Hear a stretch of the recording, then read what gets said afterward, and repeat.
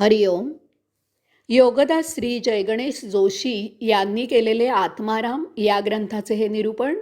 अध्याय 3, ओवी क्रमांक 5.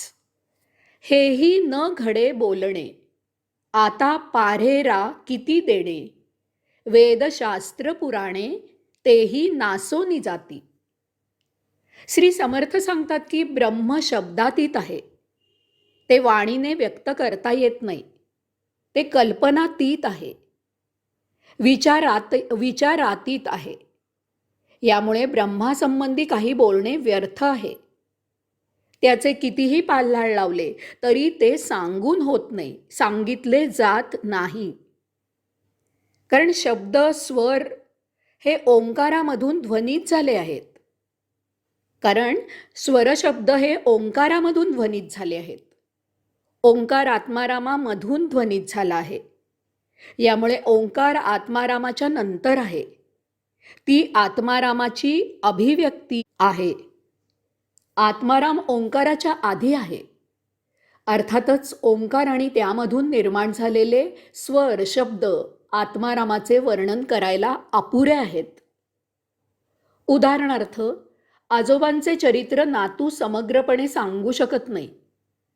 कारण त्याचा जन्म आजोबांच्या नंतर झालेला असतो. तो जे काही आजोबांबद्दल सांगेल ते ऐकीव माहितीवर आधारित असेल. तो त्याचा अनुभव नसेल, ते पूर्ण सत्य नसेल. याचप्रमाणे ओंकारामधून तयार झालेले स्वर आणि शब्द आत्मारामाचे वर्णन करू शकत नाहीत. कारण ते ओंकारामधून ओंकारानंतर तयार झाले आहेत. तसेच आत्माराम सतत अनाकलनीयच असणार आहे.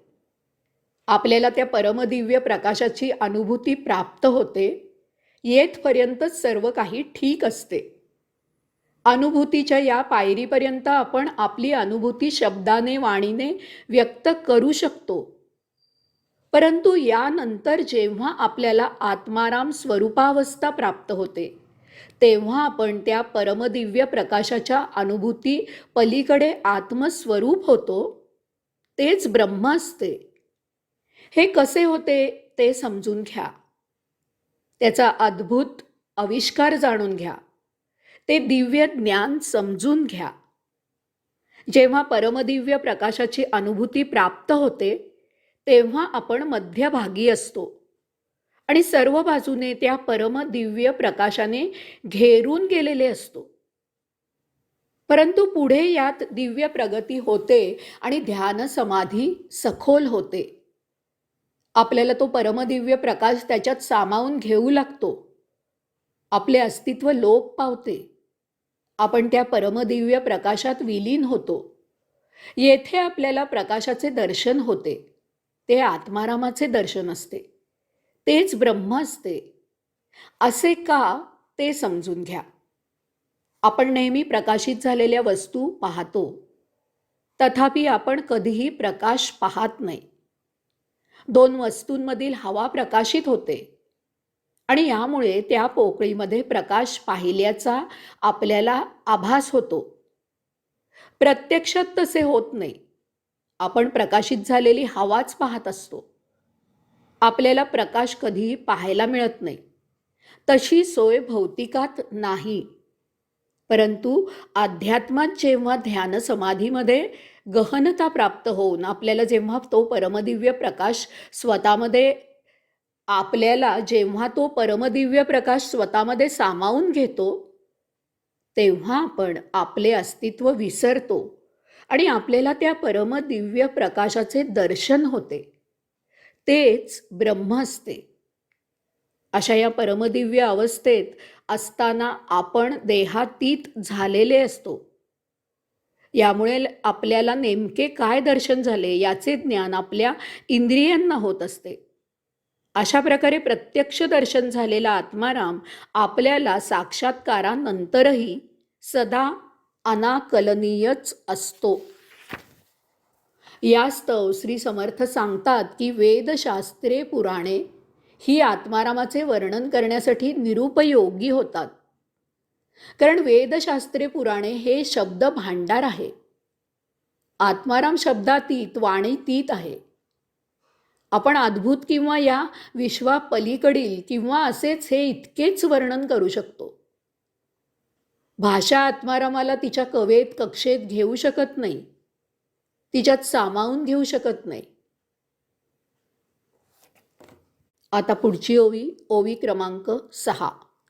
ग्रंथ मात्र जितुका बोलिला, आत्मा त्या वेगळा राहिला.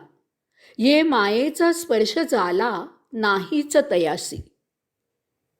भाषा हे मायेचेच रूप आहे. ते नाशिवंत आहे, ते बदलते आहे, ते अशाश्वत आहे. 700-800 वर्षापूर्वीची ज्ञानेश्वर माऊलींची भाषा आज समजायला अशक्यप्राय वाटते. 400-450 वर्षापूर्वीची श्री समर्थांची भाषा समजायला जरा अवघड होते. आज तरुण वर्ग जे काही बोलतो ते आमच्या पिढीला अनाकलनीय आहे. आम्हाला भाषेचा रास झाला असेच वाटते. कोणीही धड एक वाक्य शुद्ध भाषेत आणि एकाच भाषेत बोलत नाही. काहींना मातृभाषेत बोलायला अवघड होते. मातृभाषेतील लिखाण तर समजतही नाही. मला माझ्या नात्यातील तरुण वर्ग सांगतो की काका, तुम्ही इंग्रजीत लिहा म्हणजे आम्ही तुमची पुस्तके वाचू. स्वातंत्र्यवीर आणि भारतरत्न द्यायला ज्यांना भरपूर उशीर झाला आहे, त्या सावरकरांबद्दलच्या अतीव आदरामुळे मराठी तरुण वर्ग त्यांची पुस्तके नेटवरून उतरवून घेतो, श्रद्धेने त्याचे वाचन करतो. परंतु साधे साधे शब्द अर्थासाठी त्यांना अडतात. त्याखाली पेन्सिलने खूण करून घरातील बुजुर्गांना त्यांचा अर्थ ते विचारतात. ते अर्थ त्यांना इंग्रजीमध्ये सांगावे लागतात. तेव्हा ओ ग्रेट ग्रेट असे काहीसे म्हणत ते मान डोलावतात. यास्तव श्री समर्थ सांगतात की भाषेने कितीही आत्मारामाचे वर्णन केले तरी त्या भाषेचा त्या आत्मारामाला जराही स्पर्श होत नाही.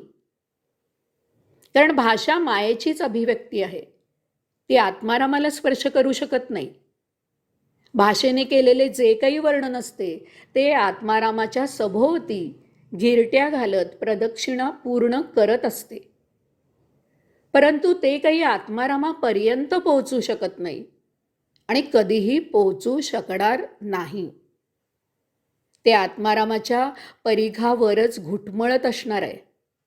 भाषेला आत्मारामाचे केंद्र सदा अप्राप्यच असणार आहे. तहान लागल्यावर पाणी पिऊन तहान भागवावी लागते आणि तहान भागते म्हणजे नेमके काय होते ते स्वतःच अनुभवावे लागते. याला अन्य पर्याय नाही. तसेच आत्माराम हा विषय स्वतः अनुभवण्याचा विषय आहे. याला अन्य पर्याय नाही. यामुळे श्री समर्थ सांगतात की आत्मारामाच्या वर्णनाबद्दल कितीही ग्रंथ लिहिले त्यापासून आत्माराम हा सदा अलिप्तच राहणार आहे. ग्रंथ आत्मारामाला वर्णू शकत नाही. ते केलेले वर्णन सदा अपुरेच राहणार आहे. हरिओम.